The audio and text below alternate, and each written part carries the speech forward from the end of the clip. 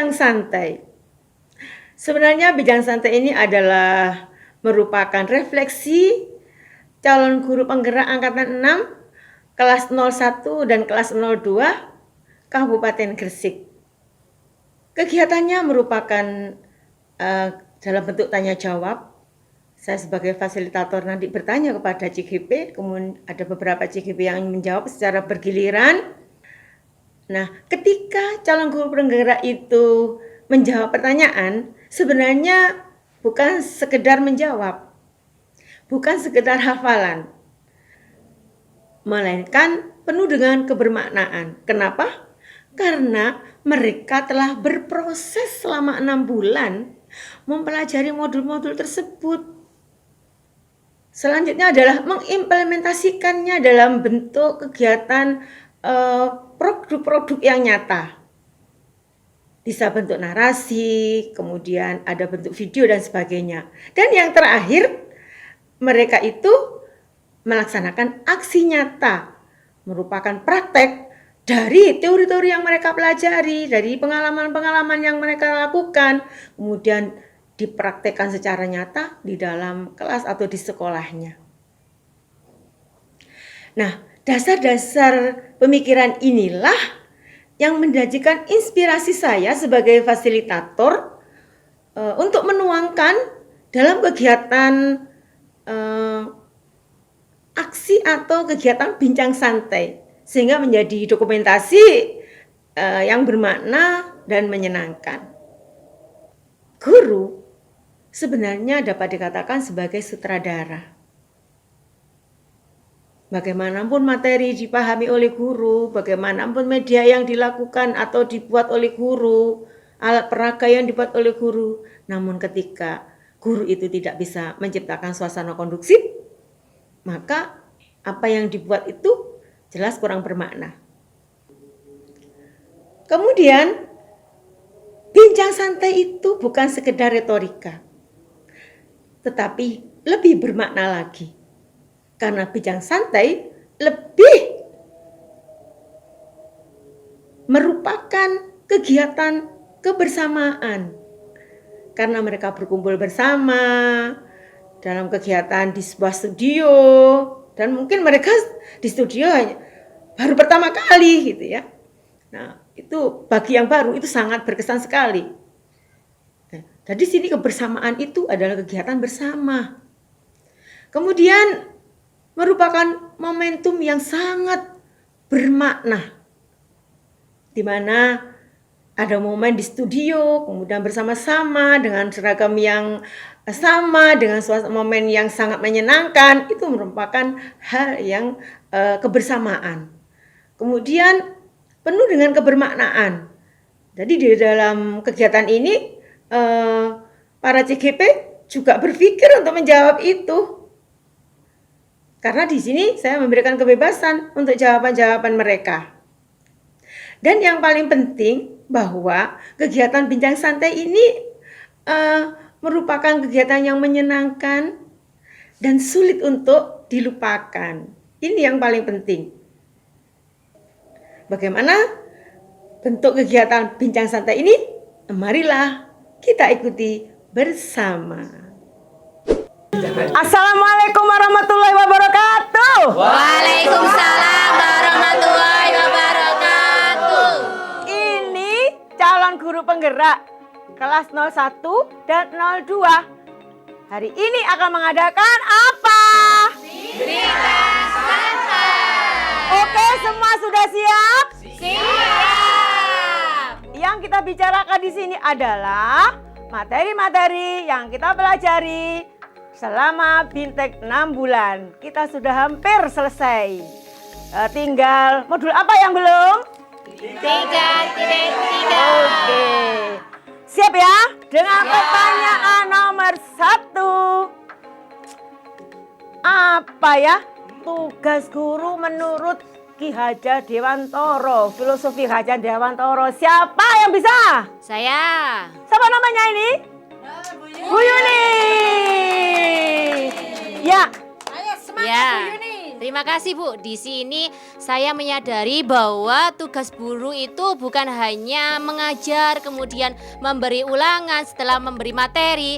Ternyata setelah mengikuti pelatihan ini, kodrat kita itu sebagai guru harus bisa menuntun murid. Ya, ya, sehingga mereka itu bisa menjadi manusia ya, dan anggota masyarakat untuk mencapai keselamatan dan kebahagiaan yang setinggi-tingginya, Bu Endang. Betul. Bentar Bu, ada yang belum selesai. Oh, belum selesai. Ya. Silakan dilanjut. Pinter ini muridnya pinter. Silakan. Iya, selain itu Bu Endang, murid itu mempunyai dua kodrat Bu Endang, Oke. yaitu kodrat alam dan kodrat zaman. Di mana kodrat alam di sini kondisi anak sejak lahir itu dipengaruhi dengan kultur budaya yang ada di tempat tinggalnya. Selain itu ada juga kodrat zaman, di mana perubahan zaman dari waktu ke waktu. Nah, itu murid bisa mengikutinya. Seperti itu Bu Endang. Wah, keren. CGP angkatan Enam, satu, dan kelas. dua. Oke, selanjutnya pertanyaan nomor 2. Siapa yang bisa ini ya?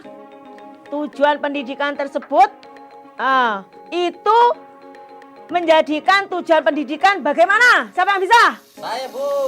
Siapa jenenge?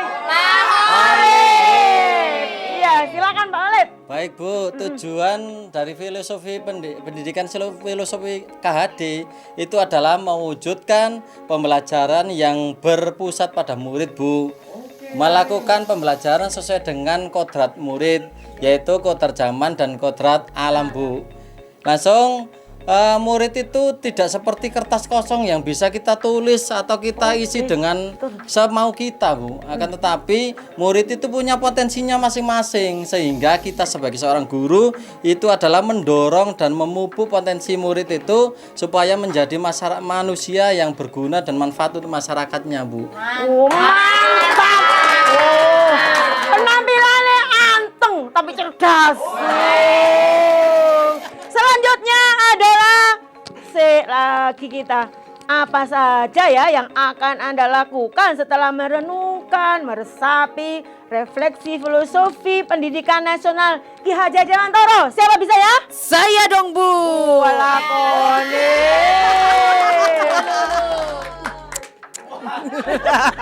Iya Bu, begini ya Bu ya.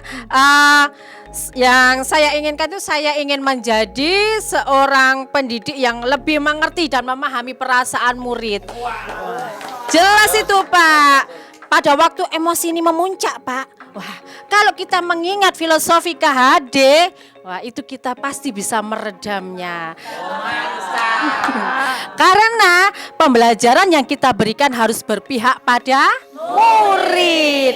Pintar sekali, karena sebagai guru kita harus bisa membimbing murid kita dan bisa memberikan contoh yang baik bagi murid kita. Seperti ini Bu. Belum Bu. Oh, belum. Belum. Iya, Ada lagi. Iya Bu. Penerapan 5S. Tahu teman-teman? Tahu. Apa coba? Senyum, salam, sopan dan santun. Ya, pintar sekali. Itu bisa mewujudkan murid kita sesuai dengan pembelajarannya, yaitu sesuai dengan kodrat alam dan kodrat zamannya. Ya, terima kasih Bu Endang. Selanjutnya, wah pintar-pintar ini, Mas. Semua kan saya nilai bagus. Nah, sekarang coba jelaskan apa yang dimaksud nilai guru penggerak yang inovatif dan reflektif. Saya Bu. Anakku ganteng, silakan. Terima kasih. Iya, silakan. Menurut saya Bu, nilai-nilai guru penggerak yang inovatif yaitu adalah guru penggerak yang mempunyai gagasan atau ide-ide baru Bu, terkait dengan situasi kondisi tertentu. Contohnya kalau sekarang musimnya lagi IT, seorang guru harus bisa belajar IT. Seperti itu Bu, dan menyesuaikan kondisinya. Kalau reflektif teman-teman, seorang guru penggerak itu harus mampu merefleksikan diri.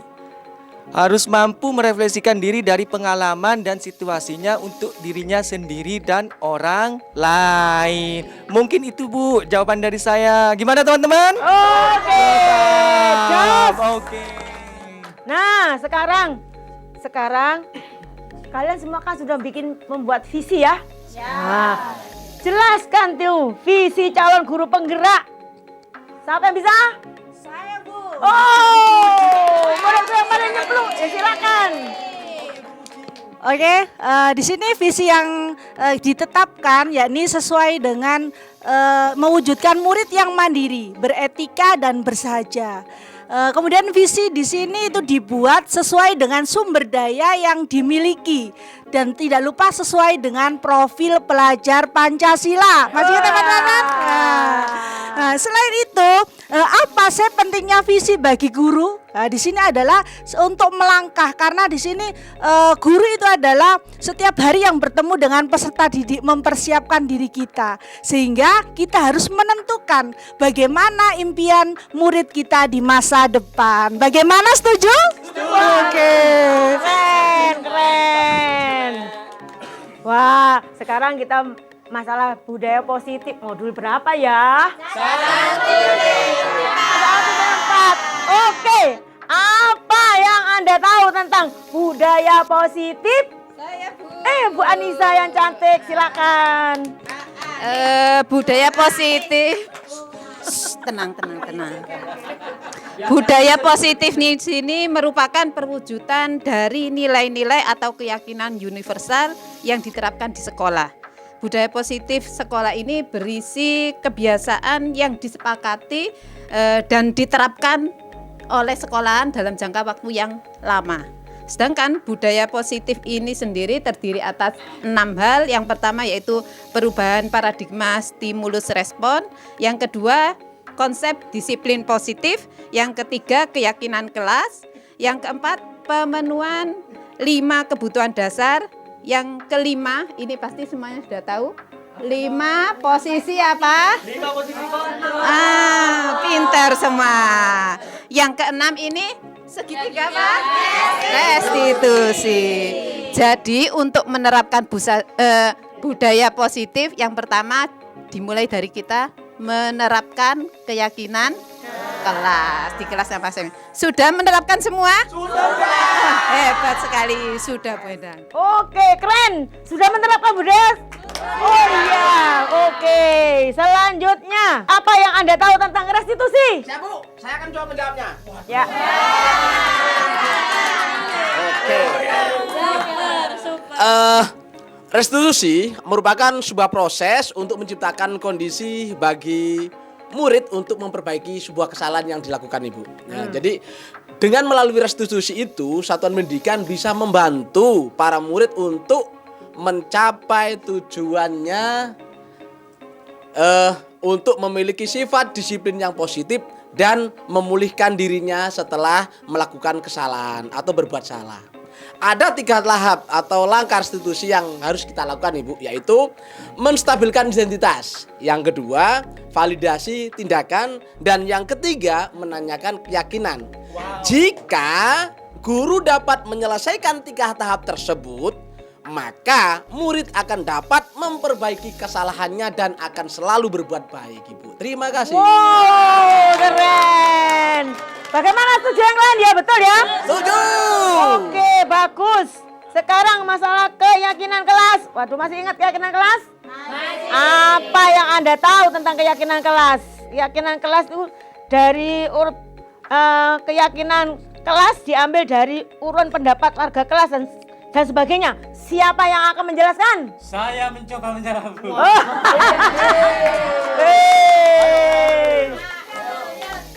Pak Suyut, hop, silakan. Jadi saya mencoba menjawab tentang keyakinan kelas. Tadi sudah dijelaskan teman saya tentang budaya positif. Yang ini saya akan menjelaskan tentang keyakinan kelas. Jadi keyakinan kelas adalah salah satu disiplin budaya positif yang kita terapkan dalam membangun budaya positif di sekolah, Bu. Dengan adanya keyakinan kelas di setiap kelas diharapkan dapat mewujudkan tujuan pendidikan yang berorientasi pada pelajar Pancasila. Lah bagaimana cara menerapkan budaya positif? Itu kita bisa mengajak murid-murid kita untuk menggali apa saja yang mereka inginkan, sehingga masukan-masukan dari murid itu kita catat sesuai dengan prosedur. Kemudian bagaimana keyakinan kelas dan bagaimana contohnya? Keyakinan kelas itu bisa kita ambil dari urun pendapat warga tadi, warga dalam hari ini murid. Kemudian kita mengambil kata-kata yang lebih bijak yang kita gunakan dengan kita tidak menggunakan kata-kata dilarang. Bisa kita ganti dengan kata-kata mengapa kita menjaga kebersihan. Jadi seperti itu, Bu. Oke, setuju? Terima kasih, Bu. Iya, oke. Sekarang pembelajaran diferensiasi. Ya. Modul berapa? 2.1. Yes. Siap-siap, siapa yang bisa menjawab? Apa yang Anda ketahui tentang pembelajaran diferensiasi?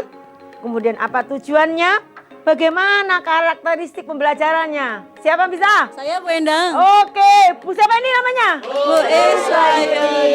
Silakan. Iya, pembelajaran berdiferensiasi adalah pembelajaran yang mengakomodir kebutuhan murid. Kita tahu bahwa murid itu memiliki karakteristik yang berbeda-beda. Maka kita tidak bisa memberikan pembelajaran yang sama di antara murid satu dan murid yang lainnya. Tentu kita harus memahami kebutuhan mereka. Kemudian, apa tujuan pembelajaran diferensiasi ini? Untuk mengetahui pertumbuhan maksimal yang dicapai murid. Nah, bagi guru sendiri harus memahami pertumbuhan maksimal itu sehingga bisa memberikan pembelajaran yang sesuai dengan kebutuhan mereka. Kemudian teman-teman, kita mengenal pembelajaran berdiferensiasi. Masih ingat teman-teman ada berapa? Iya, oke, ada 3. Yang pertama adalah diferensiasi konten, yang kedua diferensiasi proses, yang ketiga produk. Betul sekali. Nah, dari 3 diferensiasi itu ada karakteristiknya teman-teman. Yang pertama, pembelajaran diferensiasi itu bisa kita lihat dari lingkungan belajar yang nyaman, menarik dan menantang bagi murid. Kemudian, kurikulumnya harus mendefinisikan tujuan pembelajaran yang jelas.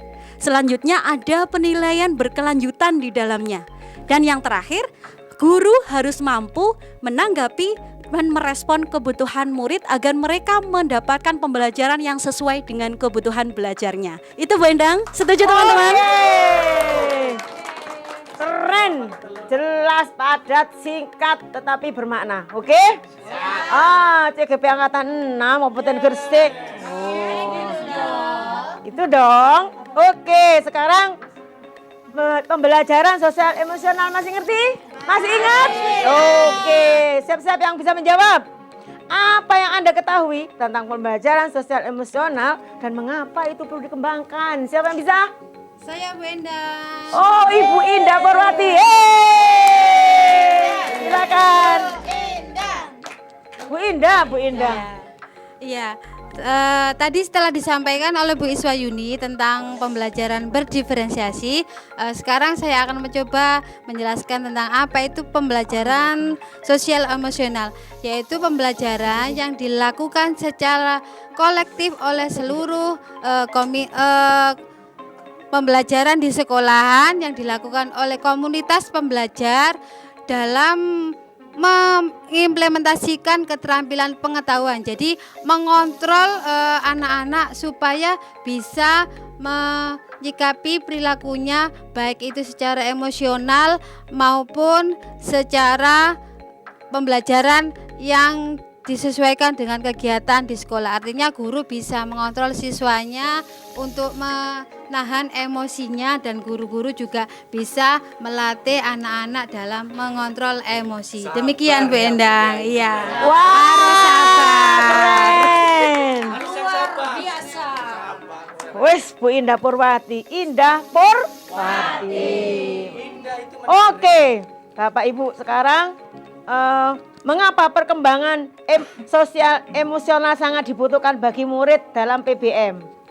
Apa peran guru dalam hal tersebut? Saya, Bu. Tuh ya, Bu Sulika. Iya. Silakan. Ya, saya akan mencoba menjawabnya, Bu Endang. Jadi, kecerdasan sosial emosional ini sangat dibutuhkan dalam proses pembelajaran. Mengapa demikian? Kita tahu bahwasanya di dalam upaya mengembangkan kecerdasan intelektual seseorang itu tidak melepaskan dari kecerdasan emosional. Kita tahu sendiri bahwasanya seseorang yang memiliki kecerdasan emosional dan memiliki sifat yang sangat manusiawi harus memiliki kecerdasan emosional yang sangat tinggi pula. Jadi kalau orang itu pandai pasti akhlaknya baik, sehingga di Indonesia tidak ada yang korupsi karena otaknya pandai, akhlaknya baik. Nah, peran guru, kita sebagai guru teman-teman di dalam proses pembelajaran kecerdasan emosional ini bisa kita lakukan sebagai evaluator. Apa itu evaluator, teman-teman? Evaluator ya, evaluasi, kita sebagai orang yang mengevaluasi murid kita. Bagaimana caranya? Nah, kita bisa melakukan tanya jawab dengan mereka mengenai materi ajar kita. Untuk apa? Untuk mengetahui sejauh mana materi-materi itu telah dipahami oleh murid-murid kita. Begitu, Bu Endang. Oh, luar biasa. Keren, keren. Nah, ada lagi kucing. Masih ingat kucing? Ada riwayatnya masing-masing ya. Tugasnya kelompok berpasangan. Masih ingat prosesnya? Masih teringat di angan-angan? Oke, apa yang dimaksud kucing dan apa yang dimaksud dengan kucing dalam pembelajaran? Siapa yang bisa? Saya Bunda. Oh, Bunda Ita.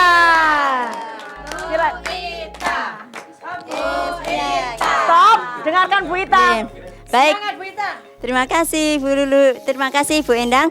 Saya akan menjawab tentang kucing. Kucing adalah proses pembinaan kepada seseorang yang bertujuan untuk membantu, memberdaya orang lain dan memfasilitasi pembelajaran diri, perkembangan pribadi dan perbaikan kinerjanya. Sedangkan coaching dalam pembelajaran adalah sebagai suatu bentuk kemitraan antara pendamping dan klien untuk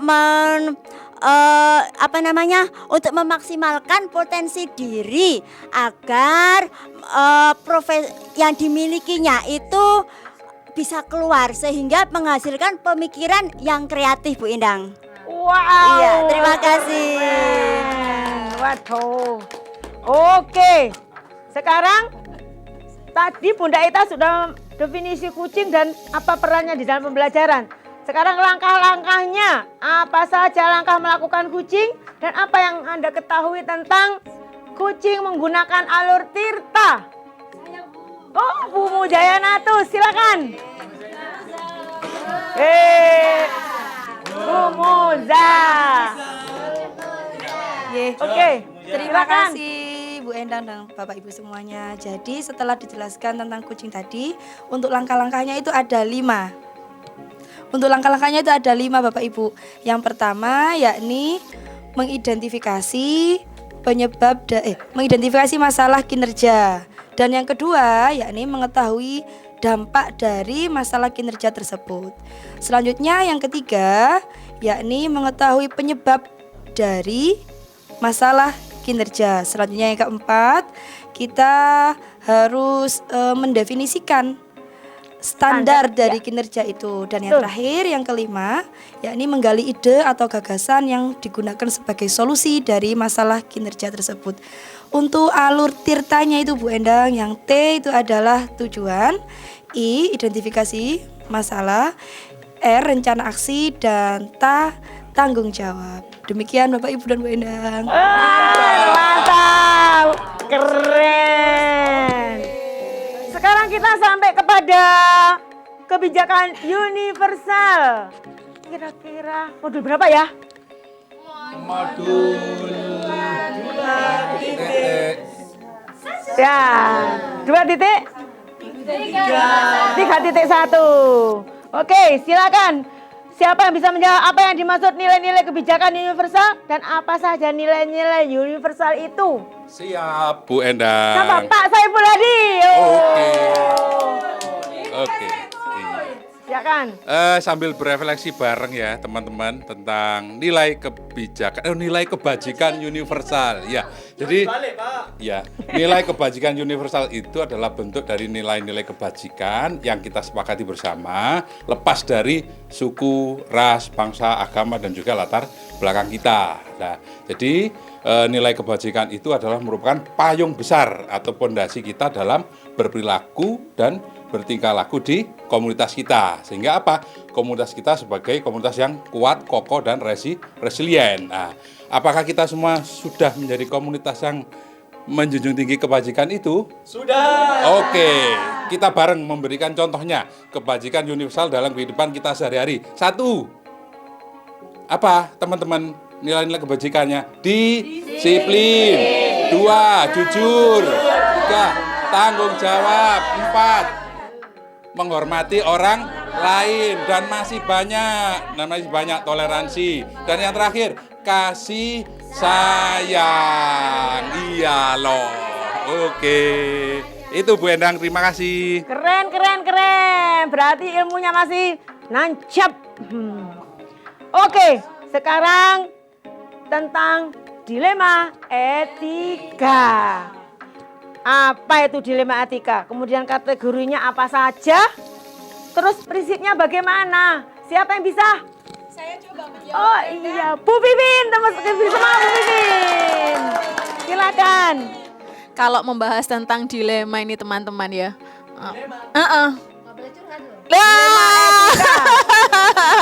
Tapi yang kita bahas di sini bukan dilema cinta loh ya. Oke, dilema etika Bu Endang ya. Dilema etika itu di mana kita dihadapkan pada suatu situasi yang harus menentukan pilihan. Keduanya sama-sama benar secara moral, namun saling bertentangan. Kalau bujukan moral, pernah nggak teman-teman dibujuk ya? Bukan rayuan gombal loh ya. Tapi bujukan moral. Bujukan moral itu situasi di mana kita dihadapkan untuk harus memilih, namun ini bertentangan antara nilai benar dan salah. Kira-kira kalau teman-teman disuruh milih dilema apa dibujuk?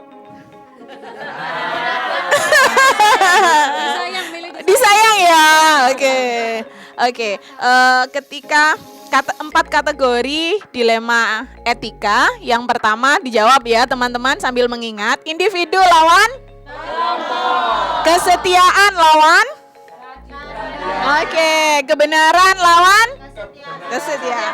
Jangka panjang lawan yang ketiga 3 prinsip dilema etika. Yang pertama adalah end-based thinking ya. Apa itu artinya?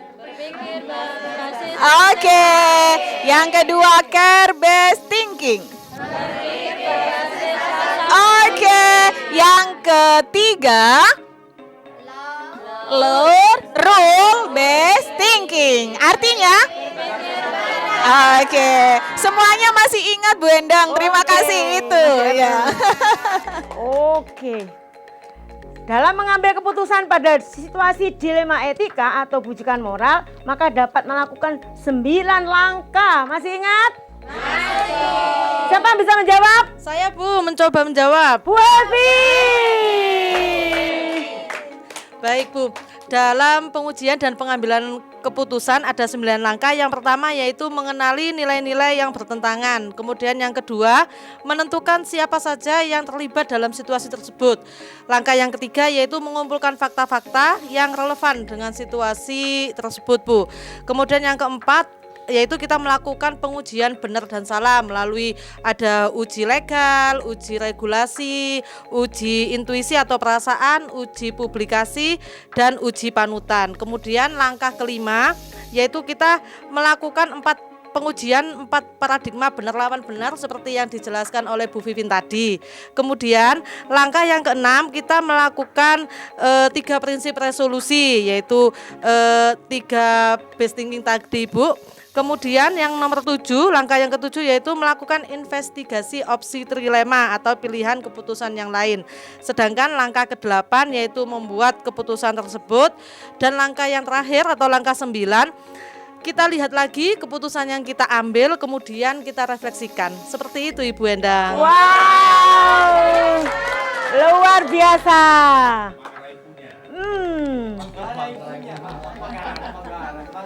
Ada pertanyaan lagi supaya dengarkan semuanya? Oke.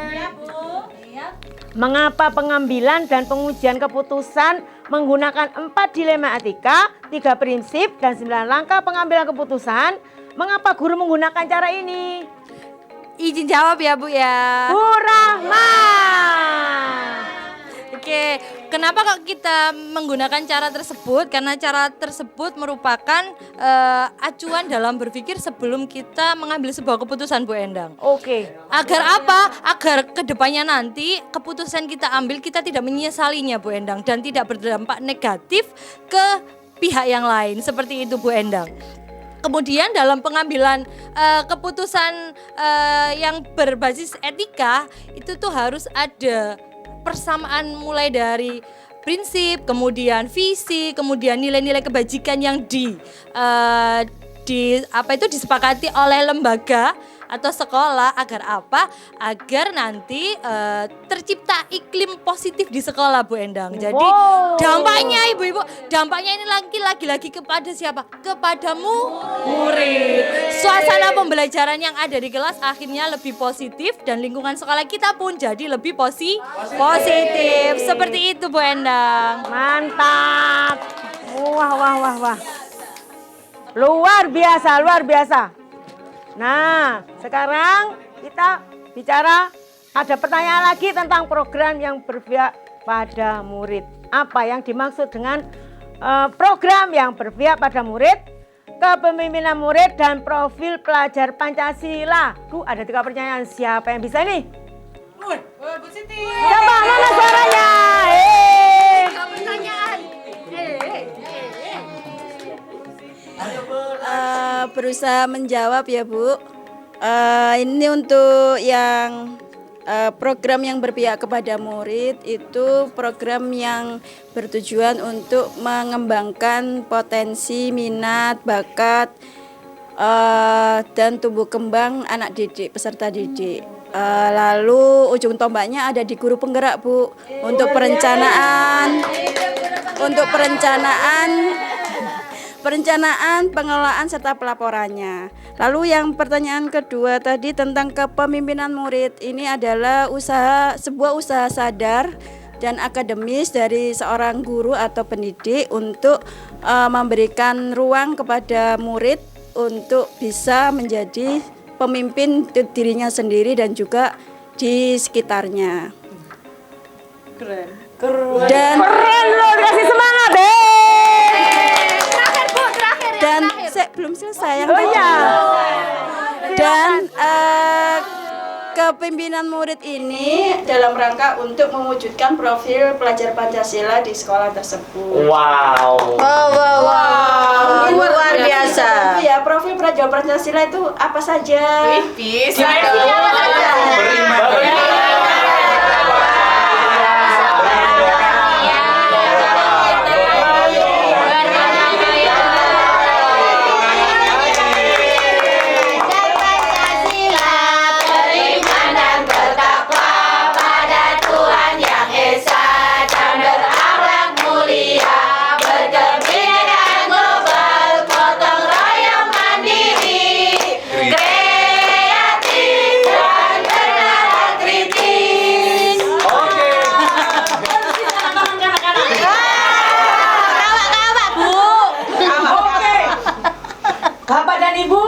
CGP kelas 01, kelas 02, kalian semua adalah CGP yang sangat hebat.